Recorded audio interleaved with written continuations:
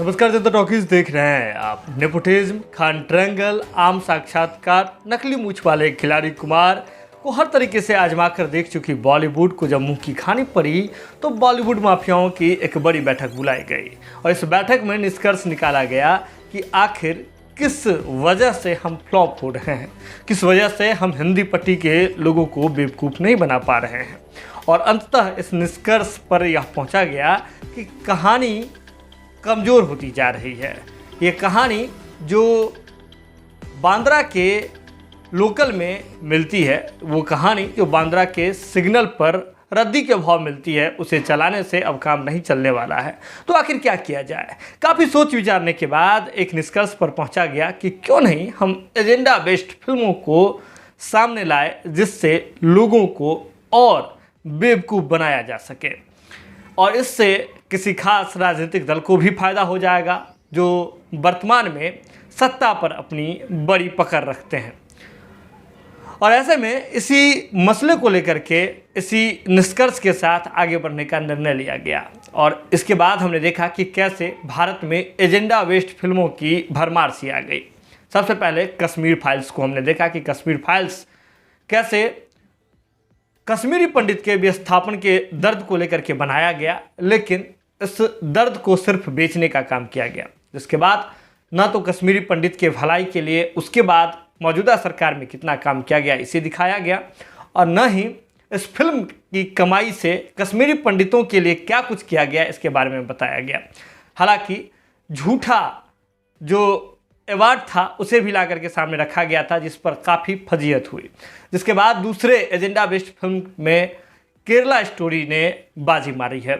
Kerala story Kerala की कहानी बताई जाती है, लेकिन इसे भी हम एजेंडा बेस्ड फिल्म के कैटेगरी में ही रख रहे हैं, इसलिए क्योंकि महज 10 रुपये ने यह काम ऐसा कर दिया जिसके बाद सब कुछ दूध का दूध और पानी का पानी हो गया। सबसे पहले केरला स्टोरी फिल्म जब बनाई गई तो मेकर्स की ओर से यह दावा किया गया था कि 32,000 हिंदू और ईसाई लड़कियों का जो समूह है उसे धर्मांतरण करके इस्लाम में बदला गया। हालांकि जब इस मामले पर संज्ञान लोगों ने लिया और खुद जब केरल के मुख्यमंत्री ने इस पर नोटिस जारी की तो इसके बाद यह महज 32,000 से हट करके 3 लड़कियों पर आकर के सिमट गया। अब आपके मन में ये सवाल होगा कि 32,000 हो या फिर 3 हो, लेकिन कहानी तो सच्ची है। अगर आपके मन में ये सवाल सच चल रहा है तो इस बात का भी जवाब थोड़ी देर में आपको मिल जाएगा। इस वीडियो को अंत तक देखिए।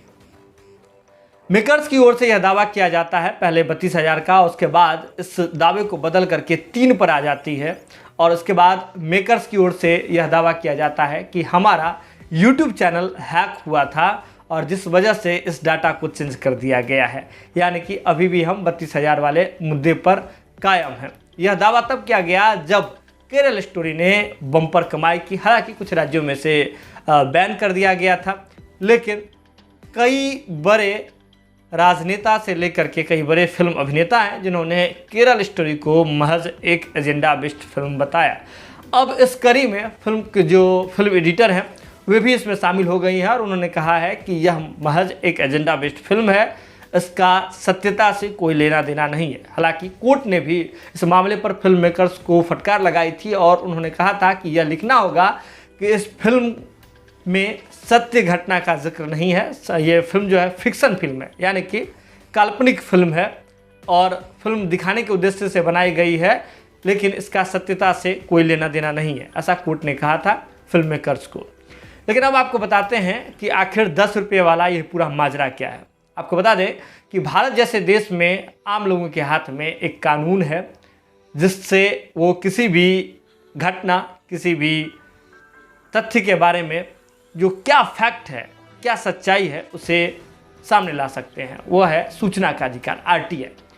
10 रुपये के RTI से गृह मंत्रालय से यह जवाब मांगा गया था कि 2013 के बाद केरल में कितने धर्मांतरण हुए और उसमें यह बात भी इंगित किया गया था कि कितने मुस्लिम जो धर्म को अपनाने वाले कितनी लड़कियां हैं जो हिंदू धर्म की थी या फिर क्रिश्चियन कम्युनिटी से आती थी। इसके जो जवाब गृह मंत्रालय ने दिया है, देश का गृह मंत्रालय ने दिया है, वह देखने लायक है, यह पढ़ने लायक है। आपको बता दें कि गृह मंत्रालय के जवाब के अनुसार 2013 के बाद गृह मंत्रालय के पास एक भी डाटा नहीं है, यानी कि नील, जीरो लड़कियों का धर्म परिवर्तन हुआ है जो इस्लाम धर्म में गई हैं। ये हमारा कोई डाटा नहीं है, यह गृह मंत्रालय का आरटीआई का जवाब है।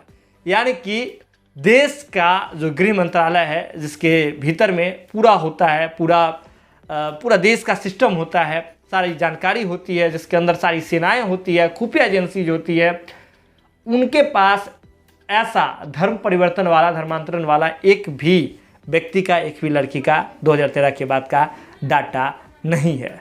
तो फिल्म में जिस तथ्य पर गौर करने की बात हो रही है कि 32,000 लोगों का, 32,000 लड़कियों का धर्म परिवर्तन किया गया, ये आंकड़ा छूट करके 3 पर आ गया, बदल करके 3 पर आ गया, तो इसमें कितनी सत्यता है, यह गृह मंत्रालय का, यह आरटीआई का जो जवाब है, यह काफ़ी है बताने के लिए। यानी कि कुल मिलाकर बात यह है कि फिल्म एजेंडा बेस्ड फिल्मों का भी बोलबाला चल रहा है। कश्मीर फाइल्स हमने देखा, इसके बाद द केरला स्टोरी और भी बहुत सारी फिल्में जो है इस कड़ी में शामिल है।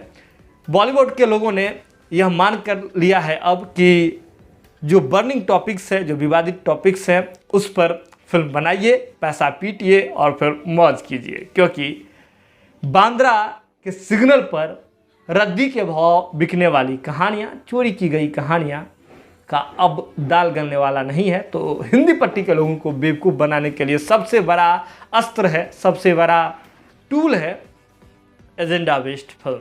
जुड़ रहिए आप जनता टॉकीज के साथ। लेकिन एक और आपको हम तथ्य बता रहे हैं कि 32,000 पर फिल्म के मेकर्स ने, जो प्रोड्यूसर हैं विपुल साहब, उसके बाद फिल्म के जो डायरेक्टर हैं, उन्होंने एक प्रेस कॉन्फ्रेंस भी किया है। उन्होंने बताया है अपने तथ्य के 32,000 का आंकड़ा कहाँ से आया, इसके पीछे उन्होंने एक कहानी बताई है, कि जानकारी दी है। क्या है वो जानकारी, क्या है वो कहानी, हम आपको बताएंगे अगले एपिसोड में। लेकिन आप जुड़ रहिए जनता टॉकीज के साथ, क्योंकि खबरों का सिलसिला जनता टॉकीज पर लगातार जारी है। बहुत बहुत धन्यवाद।